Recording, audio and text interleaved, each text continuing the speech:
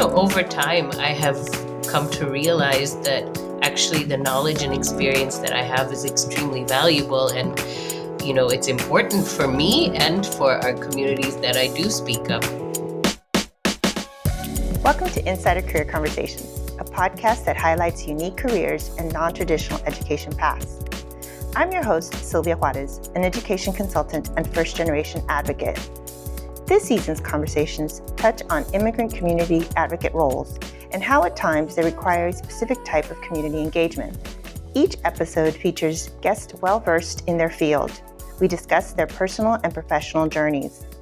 My co-host this season is Yari Ortiz. She is someone I admire and have worked with for years to support undocumented students.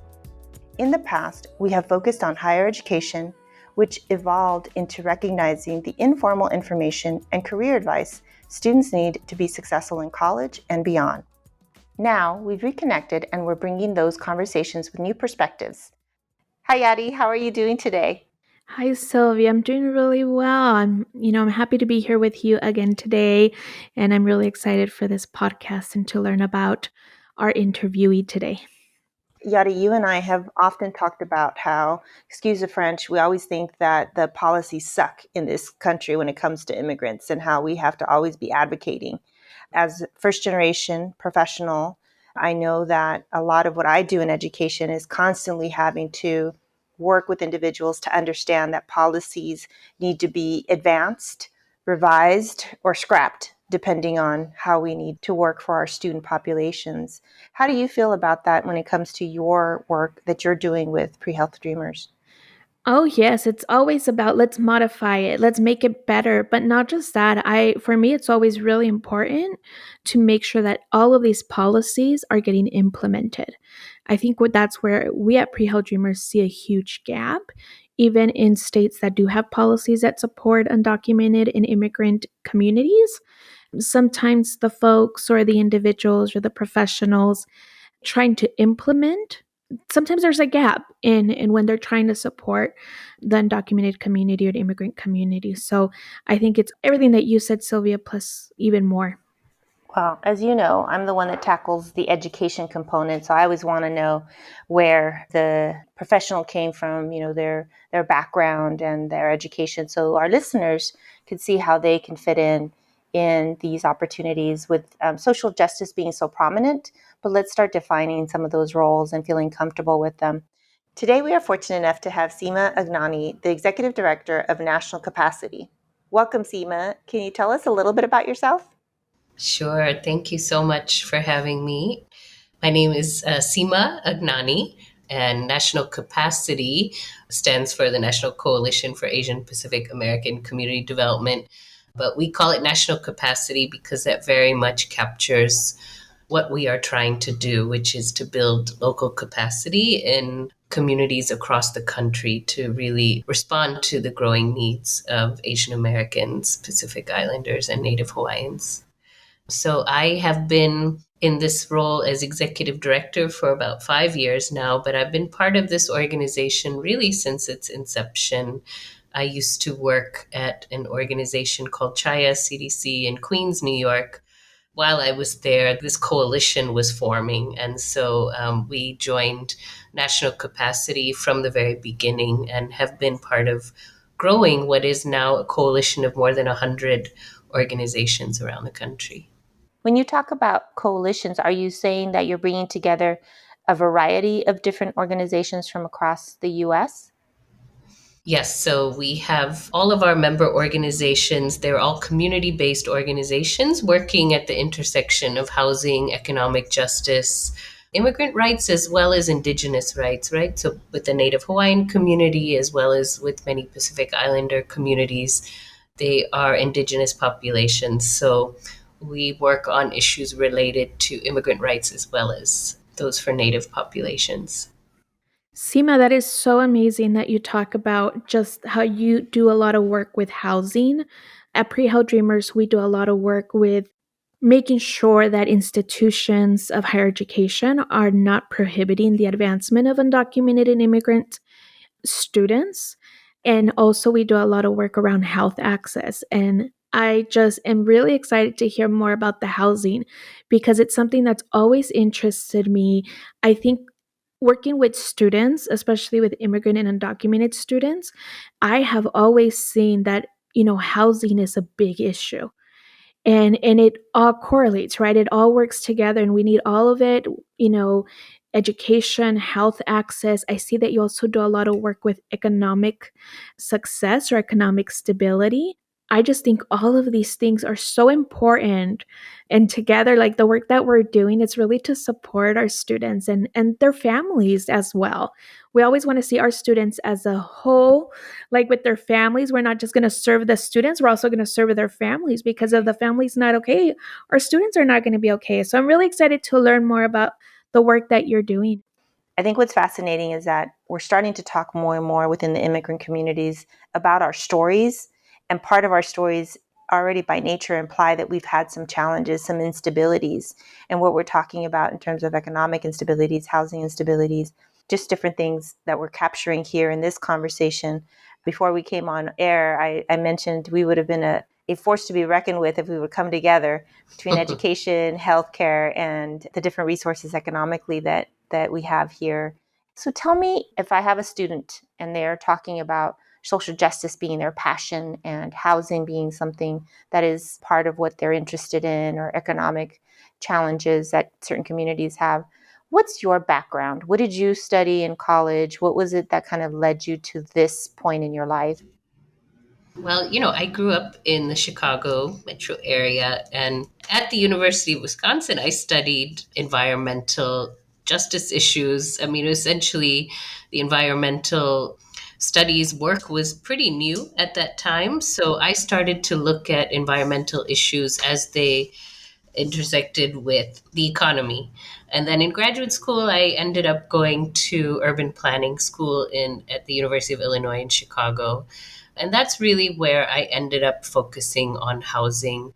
I think, as you all are saying, housing is such a key part of anyone's ability to live a good life. And so for our communities, housing is, of course, as new arrivals, as immigrant communities come to the US, housing is a big challenge, particularly as we've been living through a housing crisis in this country for many, many years, right? And so in graduate school, I initially went in thinking I wanted to be an urban planner, but the more I learned about the challenges of building affordable housing, the more I learned about the discriminatory, systemic discriminatory challenges that many communities faced in housing.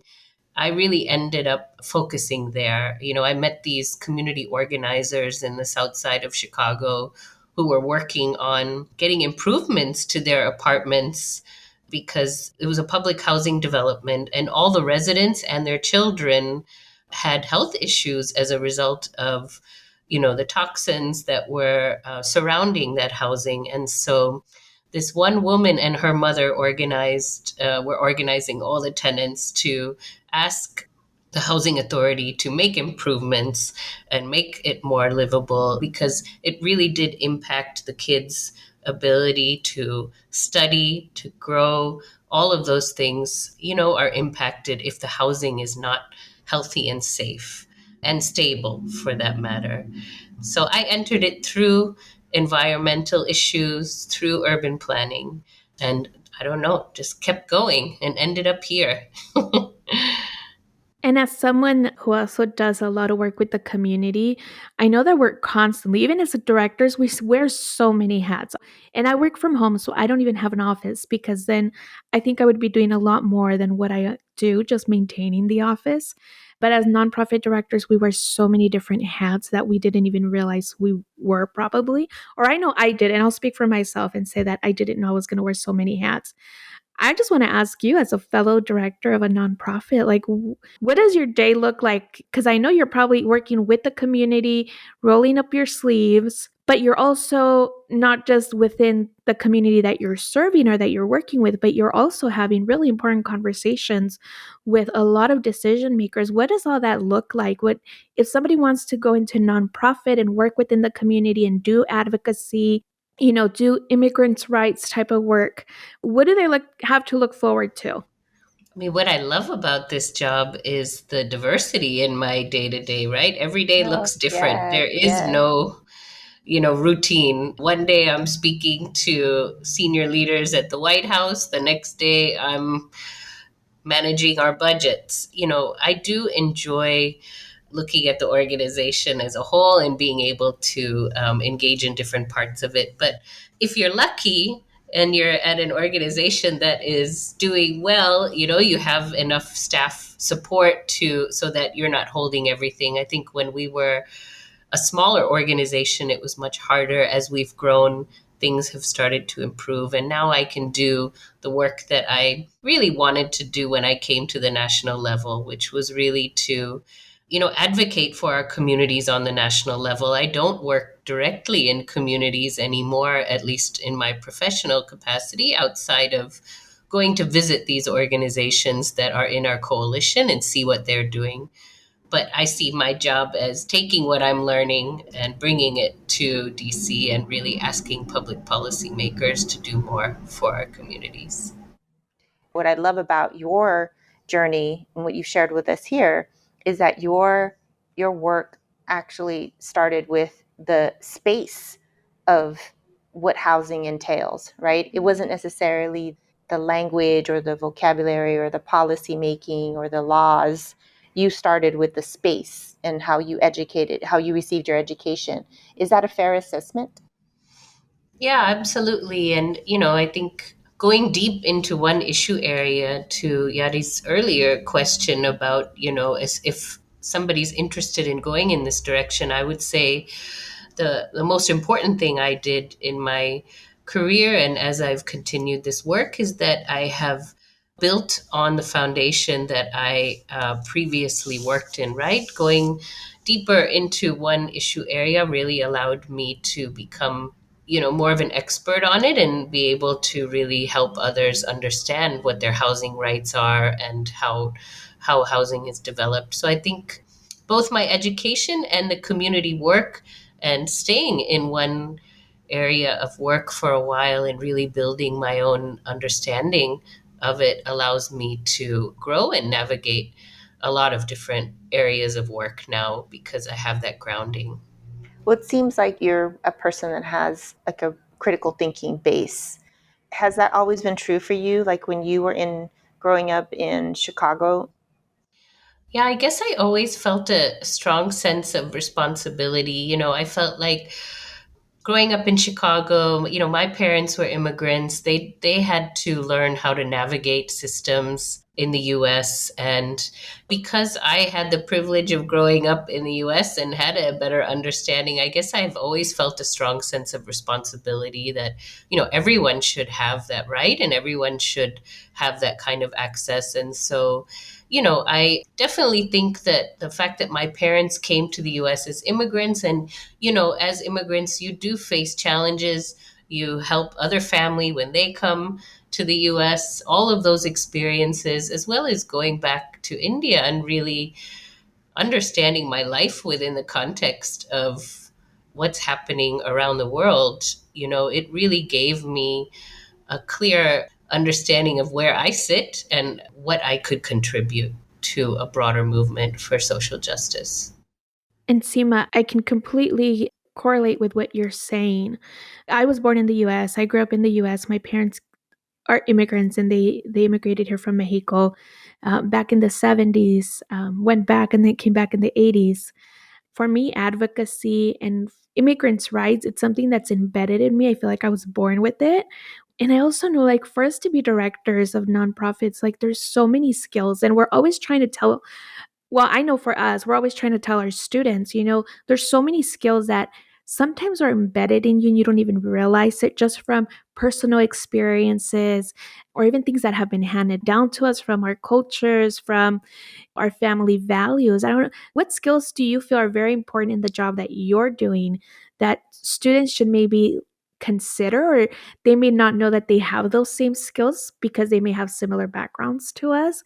What skills do you think are really important? I mean, I think in the position I'm in now, Probably the most important skill that I have is the ability to work with a diverse set of stakeholders, right? I mean, I move between people who come from all sorts of backgrounds and perspectives, and having the ability to engage with different types of people, having strong listening skills is important, but also, being able to build consensus, right? When you're in a leadership position, you're often trying to find the right path forward with a group of people. When there are disagreements, when there are different strategies people want to follow, really my job is to listen to everyone and try to help us get to, okay, this is what we need to do to get to where we're going. And so I think that's something I learned from my parents. They came to the US and helped to establish organizations in Chicago that are still around. And, I'm sure a lot of those learnings came from them.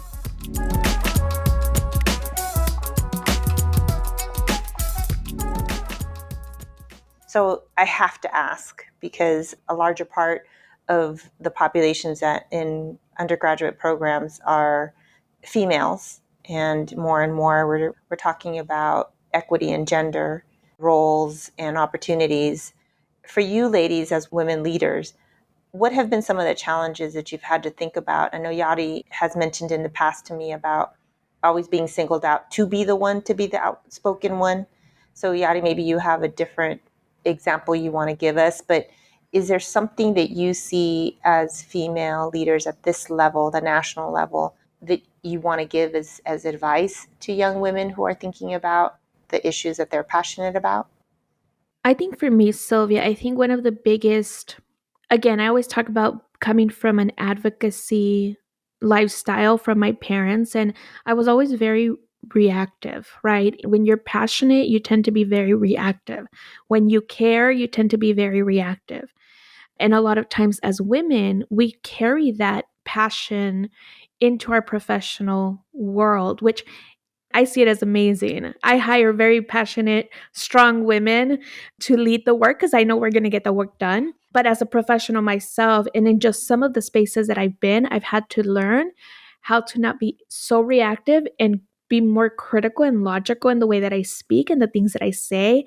And I also have learned how to read the room first and who's in there and how can I, create this bridge between the individual or individuals in the room to make the goals that I'm trying to implement or trying to be successful in. How can I really work with the individuals in this room? Because a lot of times they're not going to be like me or act like me or come from the same background as me. But how can I work with them to make the things that I need to make happen? I've had to learn how to be very, all of these like words that we throw around, how to be very strategic and very logical and very be a very big critical thinker. Those are all skills that I really had to learn because I was always very passionate and thinking with my heart.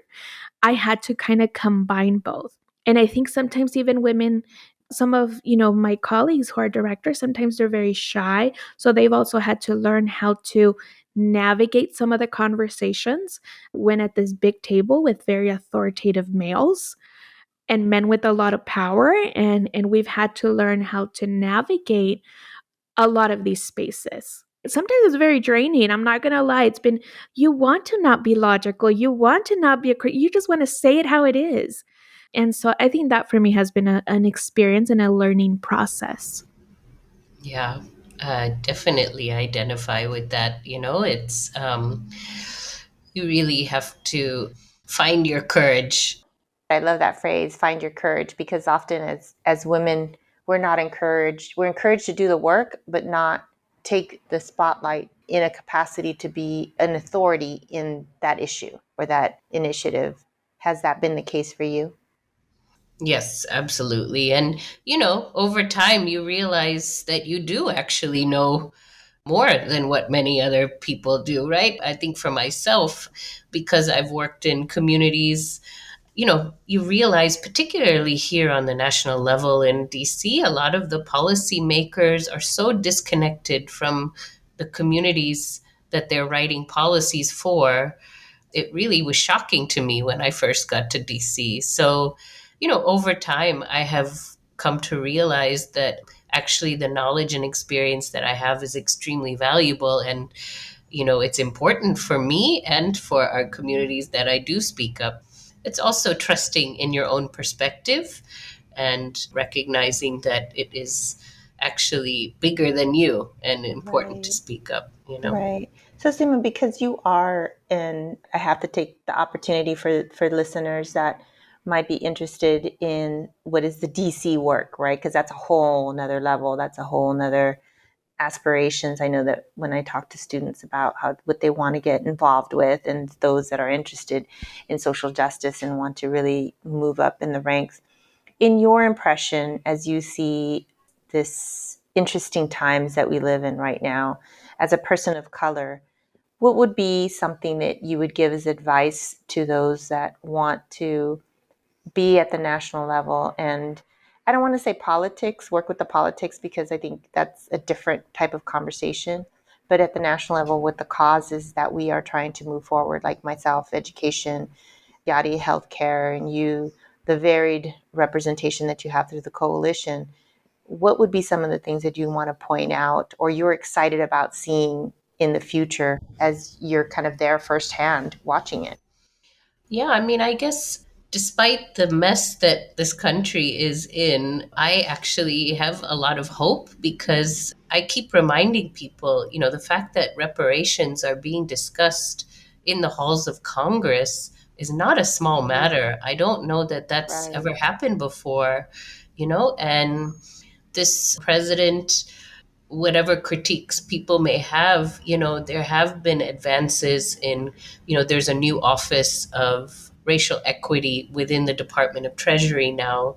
Things like that, are steps that they're taking that I hope will be there in the long run, that will give us tools to really continue to make progress, and I've always felt things were going to get worse before they got better. So I'm just hoping that this is the worst they were going to get. And now we're on an upward trajectory. Let's hope. But I do see changes, positive changes happening in DC. And at least we're able to talk about race and gender in a way that we never really were able to before.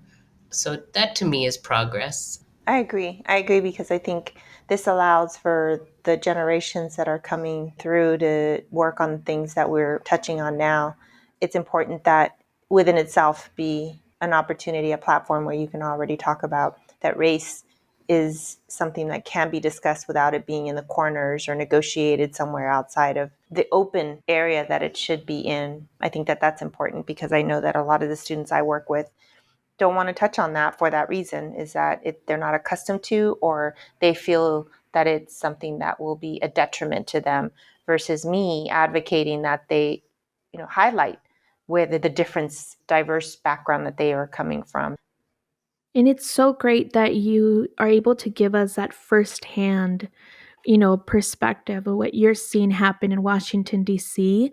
I don't think I see it as directly, Seema, to be honest. For me, it's more, working with communities and with organizations. But I think that's what gives me hope. You brought up the word hope.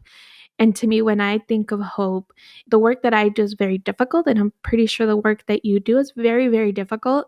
And for me, I think where the hope comes in and the positivity of things are going to be better down the line is I'm just seeing so many individuals and so many organizations doing a lot of work. And you're always surrounded by individuals who care and who are pushing for a lot of policy. So I always have conversations with individuals like, well, there's nothing we can do about it. That's just how it is. But then I turn the other way and I see a lot of people and a lot of organizations. Do we have it right all the time? Maybe, maybe not. Do we say it the right way? Maybe, maybe not. But I just see so much passion when I'm working in nonprofit. And that's a huge difference of being a director in higher education and a director in the nonprofit world. Sometimes in higher education, I see like you're sometimes even having like to advocate at your campus to make change happen, which is great, but it's a little bit more difficult when you're trying to make change and sometimes you're alone trying to push for that change, Whereas when you're in the nonprofit, you're constantly collaborating with so many organizations and individuals who are passionate about the very causes that you're passionate about. And I think for me, that's something that gives me hope. But I'm glad to hear your perspective of what you get to see in Washington, D.C. and the changes that are happening. Well, I'm excited to hear the word hope and passion still being tossed about in conversations like ours, because that's why immigrants come to this country, whether they come from Mexico or India or other countless countries that we know of and we've supported. The families coming from those places are important that we remember that that's why they came here, because they had hope that here would be a better opportunity for their families, and they were passionate about it enough that in some cases gave up a lot to be here in the U.S., and we need to give them that respect that they need in whatever capacity, whether it be in education, healthcare, and beyond. So ladies, you are some phenomenal resources out there, not only for the students who are hearing you speak today and address how you do your roles and how you carry them out, but also as colleagues. I'm really excited that you guys are out there doing the work that you're doing. Thank you so much, Yadi and Seema, for sharing your insight. We need to continue to advocate for resources and empower individuals and hopefully professionally give them some insight so that they want to come and fill some of the shoes that we have out here. Thank you. Thank you, Sylvia, and thank you, Seema, for this great discussion. It was great talking to you, and thank you for the work that you're doing. Thank you so much. For our listeners, stay tuned for more insider career conversations that showcase career paths within immigrant community advocacy. We appreciate you listening and look forward to next time.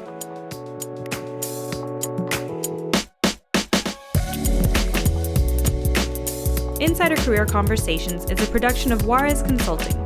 For more information, you can visit juarezconsultinginc.com. This episode was produced by Sylvia Juarez Magana, with production help and editing by Kazmira Hall.